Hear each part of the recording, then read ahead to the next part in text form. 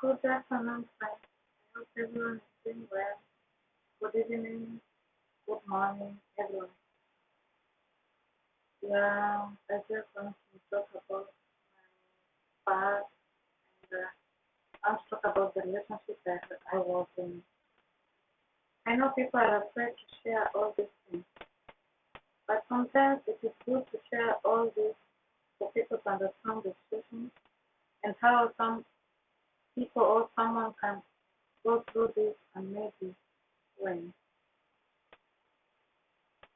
I want to talk about the past, about the relationship. I came to Holland on March 10 with the intention I was just given a visa for 28 days and I was supposed to go back on April 6th due to the work I'm doing in Kenya. And again, I was to report on duty on 7th April. By bad luck, Corona hit Kenya and the flight was cancelled. I was feeling very bad because with that short period, I came to visit my old boyfriend. We had a big gap age and I will not be afraid of sharing. So before even 2 weeks, we had a fight. We already started fighting. So I was very new here. I didn't have any friend, anybody. And by good luck, while I was in train coming to Holland, I met a Kikuyu woman who was called Jane. And we exchanged contact and I told Jane I just came here to visit this person. And after 28 days, I'll go back to my house. Then we exchanged the numbers and things. So in case of anything, you let me know. I'm new here and I don't want anybody. So by that time, it was good since I had already known James and we've been in contact by that time. So the first time we had a fight, it was about, um, I will share everything. I'm that woman, I'm a free woman. I will share everything. Yeah? The first problem was about sex. The man wanted to have sex with me every day. And we had a lot of quarrels about it. So when I told him I am a human being, despite the age, despite how young I am, I just told him I can't have sex every day. I'm sorry. I'm a human being and I need to relax. The man was telling me, oh, I have a boyfriend in Kenya and that's why I don't have to give him sex every day. I told him, I'm sorry, you can say anything you want, but for me, I can't have sex every day.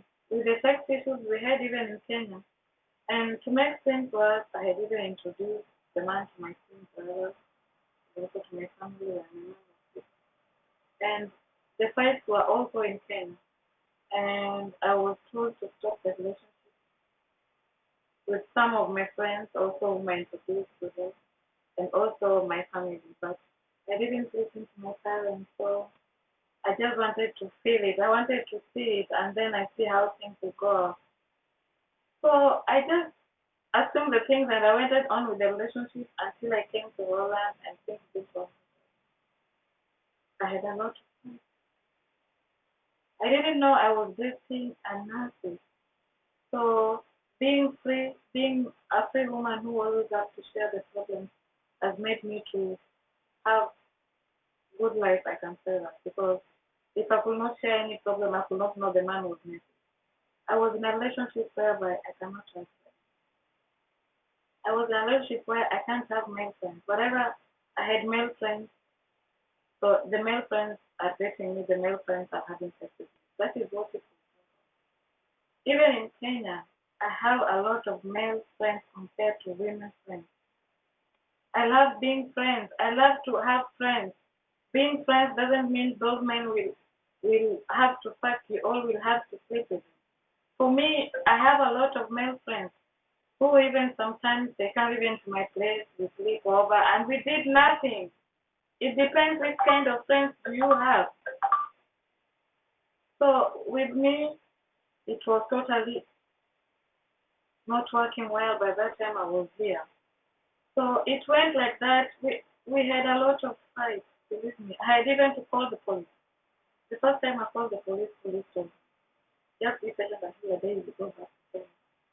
And then I just be patient. Immediately, within even 2 weeks, within 3 weeks, I had to fight again with small things.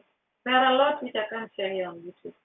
So after that, I was a free woman. Then I called another friend of mine, who the lady who I met on the plane introduced me to her, and that was Christine.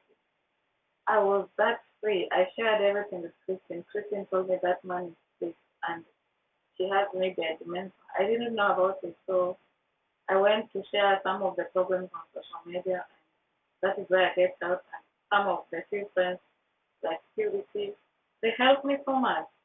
They even wanted me to leave the house, but I didn't have somewhere to go. So I had just run to friends, coming back, friend to friends, coming back. So the last time that we had a total fight. The fourth time I called the police. The third time I called the police. I told the police I can't continue the relationship. I think it is over. So I don't know where to go. Can you take me out of this place to go and stay somewhere and then come back and then wait for my return to back to my country? So I had just to wait. And then the police told me you can just act like friends and then stay there and then you wait for your time back. So by that time I didn't know anything. So I went on dating site to make friends. Yeah. That is where I could have made friends. I went back on Facebook. I went on dating sites to meet friends. And I had met a lot of friends. Yeah. And meeting those friends have helped me so much. So on that day, I can't remember which day. On that day, I think it was on Wednesday. We had a nice day, everything. And can you imagine? The relationship is over, but you're still waiting with the man. How stupid was I? How stupid was I? So it was around 8 o'clock in the evening, and the man was outside there drinking with the neighbor. And I had decided to go out. I told the man I'm going out. Since we were not in a relationship, we were not that close, so I had to go out also. So I went for a walk, and on my way to go for a walk, I met a man. The man greeted me, told me, "Can we have a coffee?" I went for a coffee, and I told the man I came to visit the boyfriend. I think I'm talking. So on that time, while we were drinking coffee, we had a nice talk. I shared everything. I told the man how it was, how it is, and everything. And then the man dropped me back. So on my way, when the man was dropping me back, the man, I think the man was tracking me, something like that. Because on my way, when the man was dropping me back, the man saw me. And after he saw me, he didn't tell me anything. He just followed the man. So after he followed the man, he went and asked the man, "How did you know that woman? Did you fuck her? Did she ask you for money?" And then immediately I went back home. And after getting home, the man asked me, "Who was that man?" I told him that was just a friend I met on my way when I was going for a walk. He invited me for coffee, and I had to go because I don't think that is something bad. I went for a coffee and they dropped me back. So that is when the last fight was. I went inside, started asking me, telling me I'm a thief, I'm a hoe, telling me a lot of things which I can't share here. So before that, we had two daughters. The daughters were accusing me how I was a gold digger to their father. Every time I posted on social media, on Instagram, TikTok, um, YouTube, the daughters were abusing. I even have them. So I was just asking myself, why am I still in this relationship after all the abuse?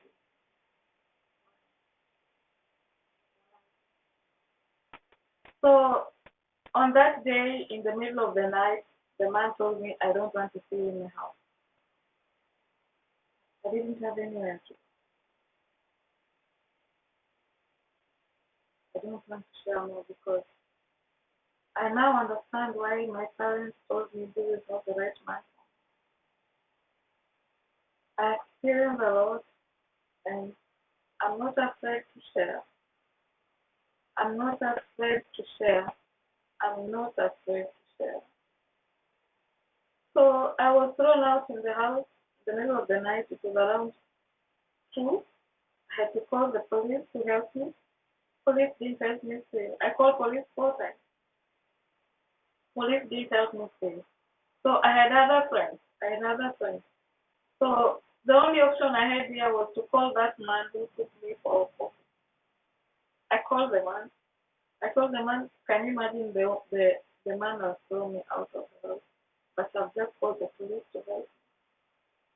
So the man told me, can I take you and help you for a night and then you look for your friends, maybe they can help. Then I told him, I will appreciate that thing. It's very cold here and I don't want to get sick and I don't know anywhere to go.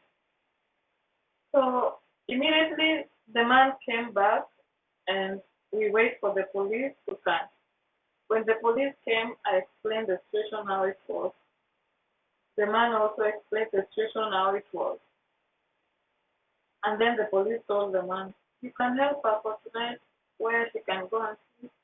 And then tomorrow she can go and look for other friends who can help her to stay. Can you imagine a stranger is helping you? So we went after the police took all the information, the address and everything. I took my bag and my personal things. I put in the car and we went to Amsterdam. I slept. I didn't even sleep because I had a lot of things. So I just slept a little bit, and in the morning I had to call somebody to come and help me. So the man, we had no relationship. That was just a friend. Can you imagine? So even staying there with him will not be possible. So the man told me, you have to look for a place to go because I just had to take you for yesterday since you had nowhere.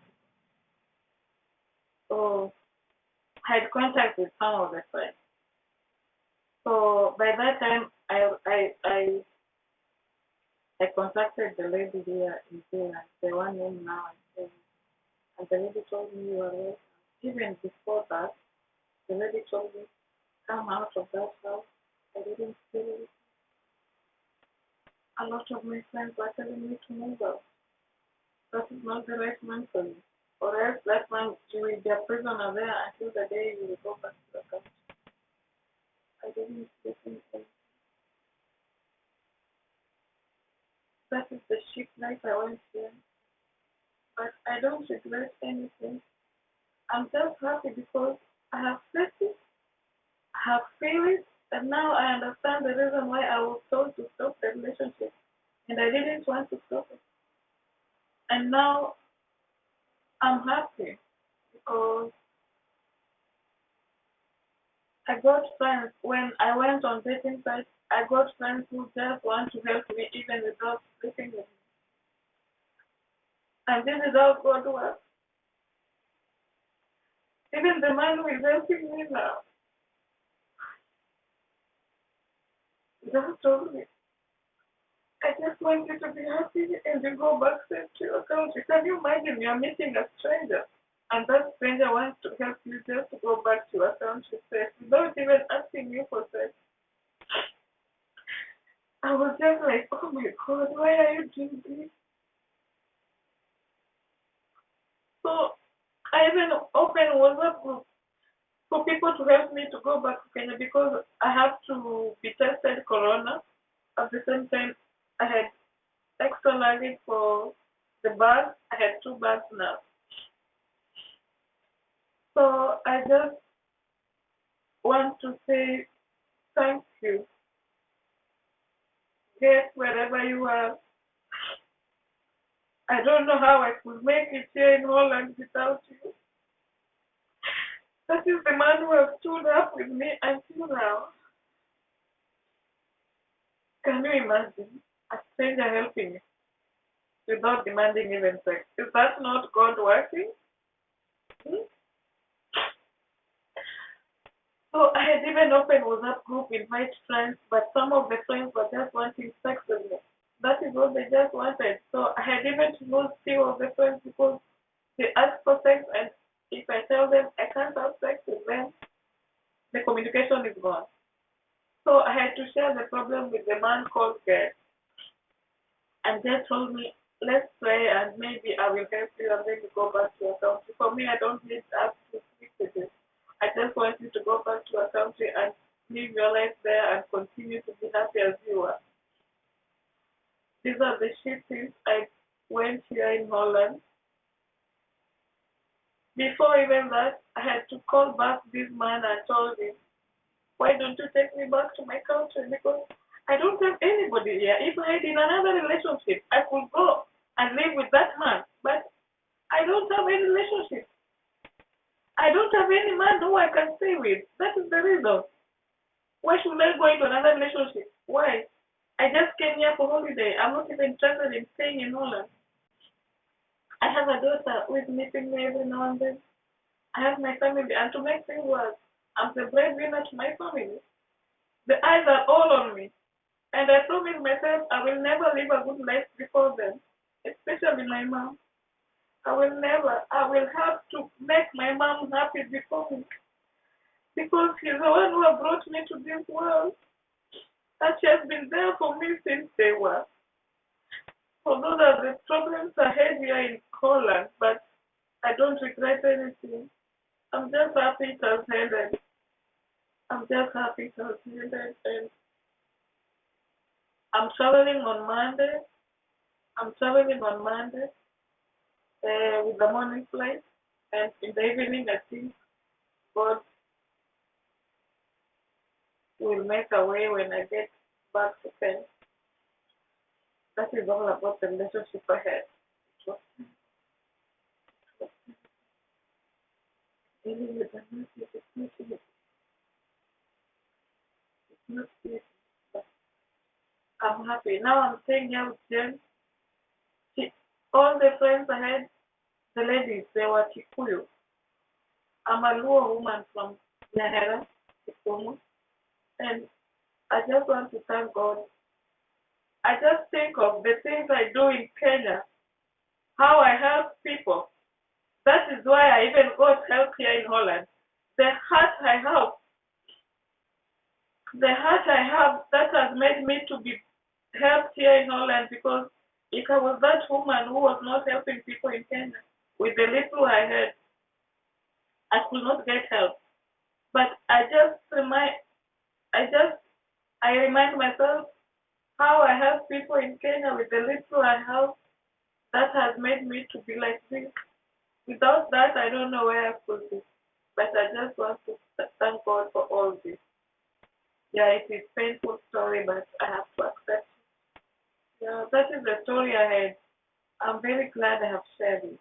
So everybody has a story to tell, but that is it. And I didn't get married to the man, so we were just in a relationship despite the age differences.